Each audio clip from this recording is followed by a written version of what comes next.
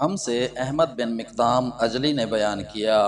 انہوں نے کہا کہ ہم سے محمد بن عبد الرحمن طفاوی نے بیان کیا، انہوں نے کہا کہ ہم سے ہشام بن عروہ نے بیان کیا، ان سے ان کے والد عروہ بن زبیر نے، اور ان سے عائشہ نے کہ کچھ لوگوں نے عرض کیا یا رسول اللہ، بہت سے لوگ ہمارے یہاں گوشت لاتے ہیں، ہمیں یہ معلوم نہیں کہ اللہ کا نام انہوں نے ذبح کے وقت لیا تھا یا نہیں۔ اس پر رسول اللہ نے فرمایا کہ تم بسم اللہ پڑھ کے اسے کھا لیا کرو۔ صحیح بخاری حدیث نمبر 2057۔ ہم سے طلق بن غنام نے بیان کیا، کہا کہ ہم سے زائدہ بن قدامہ نے بیان کیا، ان سے حسین نے، ان سے سالم بن عبد الجعد نے کہ مجھ سے جابر نے بیان کیا کہ ہم رسول اللہ کے ساتھ جمعہ کی نماز پڑھ رہے تھے، یعنی خطبہ سن رہے تھے کہ ملک شام سے کچھ اونٹ کھانے کا سامان تجارت لے کر آئے۔ سب نمازی لوگ ان کی طرف متوجہ ہو گئے اور رسول اللہ صلی اللہ علیہ وسلم کے ساتھ 12 آدمیوں کے سوا اور کوئی باقی نہ رہا۔ اس پر یہ آیت نازل ہوئی وَإِذَا رَأَوْا تِجَارَةً أَوْ لَهْوًا انفضوا إِلَيْهَا، جب وہ مال تجارت یا کوئی تماشا دیکھتے ہیں تو اس کی طرف دوڑ پڑتے ہیں۔ صحیح بخاری حدیث نمبر 2058۔ ہم سے آدم بن ابی ایاس نے بیان کیا، کہا کہ ہم سے ابن ابی ذاب نے بیان کیا، کہا کہ ہم سے سعید مقبری نے بیان کیا، اور ان سے ابو ہریرہ نے کہ نبی کریم نے فرمایا لوگوں پر ایک ایسا زمانہ آئے گا کہ انسان کوئی پرواہ نہیں کرے گا کہ جو اس نے حاصل کیا ہے وہ حلال سے ہے یا حرام سے ہے۔ صحیح بخاری حدیث نمبر 2059۔ ہم سے ابو عاصم نے بیان کیا، انہوں نے کہا کہ ہم سے ابن جریج نے بیان کیا کہ مجھے عمرو بن دینار نے خبر دی، اور ان سے ابو المنہال نے بیان کیا کہ میں سونے چاندی کی تجارت کیا کرتا تھا، اس لیے میں نے زید بن ارقم سے اس کے متعلق پوچھا تو انہوں نے بیان کیا کہ رسول اللہ نے فرمایا، اور مجھ سے فضل بن یعقوب نے بیان کیا، کہا کہ ہم سے حجاج بن محمد نے بیان کیا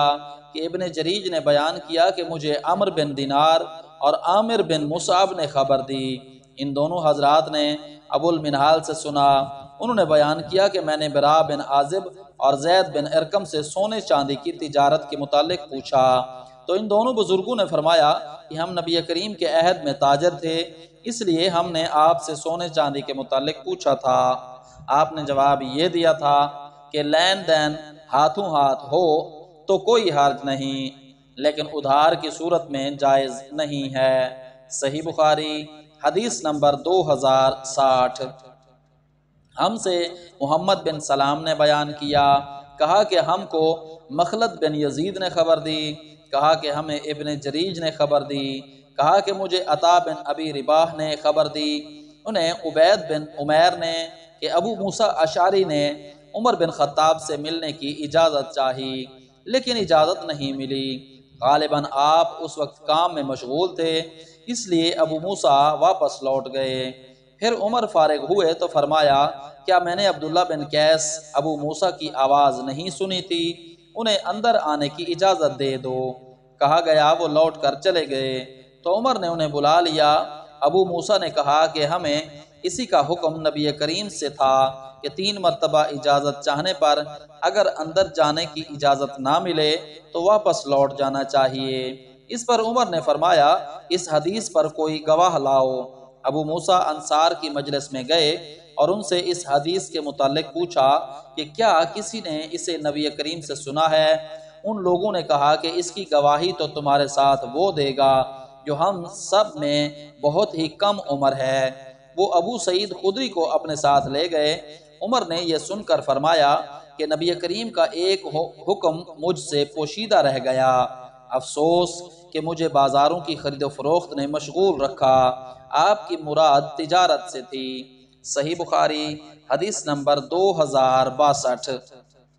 لیث نے کہا کہ مجھ سے جعفر بن ربیہ نے بیان کیا، ان سے عبد الرحمن بن حرمز نے اور ان سے ابو ہریرہ نے کہ رسول اللہ نے بنی اسرائیل کے ایک شخص کا ذکر کیا جس نے سمندر کا سفر کیا تھا اور اپنی ضرورت پوری کی تھی،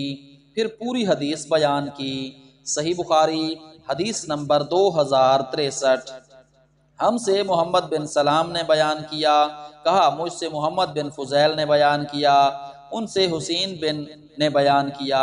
ان سے سالم بن ابیل جاد نے بیان کیا، اور ان سے جابر نے بیان کیا کہ تجارتی اونٹوں کا قافلہ آیا، ہم اس وقت نبی کریم کے ساتھ جمعہ کے خطبہ میں شریک تھے، 12 صحابہ کے سوا باقی تمام صحابہ ادھر چلے گئے۔ اس پر یہ آیت اتری وَإِذَا رَأَوْا تِجَارَةً أَوْ لَهْوًا انفضوا إِلَيْهَا وَتَرَكُوكَ قَائِمًا، جب سوداگری یا تماشا دیکھتے ہیں تو اس کی طرف دوڑ پڑتے ہیں اور آپ کو کھڑا چھوڑ دیتے ہیں۔ صحیح بخاری حدیث نمبر 2064۔ ہم سے عثمان بن ابی شیبہ نے بیان کیا،